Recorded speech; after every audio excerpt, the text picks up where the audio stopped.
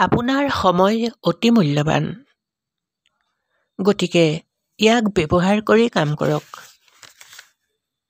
জীৱনত অনুশোচনা কৰা বন্ধ কৰক আৰু এনেকুৱা কাম কৰক যাৰ বাবে মানুহে আপোনাক এৰি যোৱাৰ বাবে অনুশোচনা কৰে। Doctor APJ Abdul Kalam. মনবোৰ শুদ্ধ হ'লে পৃথিৱীত সংকোচ কৰিবলগীয়া একো নাই। কলুষিত মানুহেহে সকলোতে কলুষ দেখে। হেম বৰুৱা।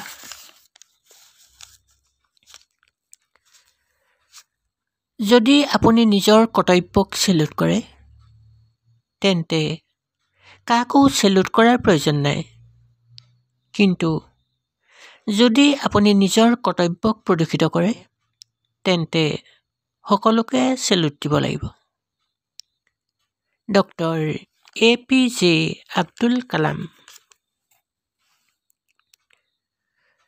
সমালোচনা কৰিবলৈ যোগ্যতা নালাগে, কিন্তু সমালোচিত হ'বলৈ যোগ্যতা লাগে। Nelson Mandela.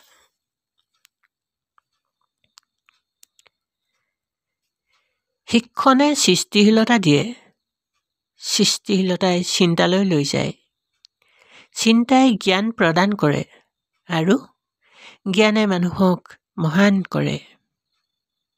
Doctor APJ Abdul Kalam.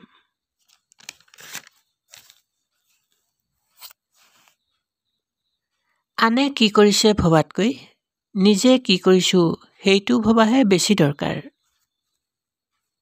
Raja Rammohan Roy. যদি আপুনি আপোনাৰ কথা সঠিক বুলি বিশ্বাস কৰে, তথাপি মানুহে আপোনাক সমালোচনা কৰিব, আঘাত দিব, চিঞৰিব, আমনি কৰিব। মাত্ৰ মনত ৰাখিব যে প্ৰতিখন খেলতে কেৱল দৰ্শকেহে শব্দ কৰে, খেলুৱৈয়ে নহয়। খেলুৱৈ হওক, নিজৰ ওপৰত বিশ্বাস ৰাখক আৰু জীৱনৰ সৰ্বোত্তম কাম কৰক। Doctor APJ Abdul Kalam. নীৰৱতা হ'ল জীৱনৰ এক অমূল্য বস্তু, যাৰ ভিতৰত বহু বস্তুৱেই জন্ম লাভ কৰে। Thomas Carlyle.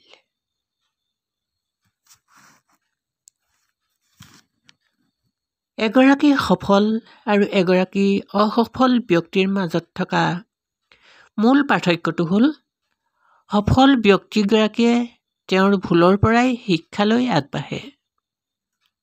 Dell Carnegie.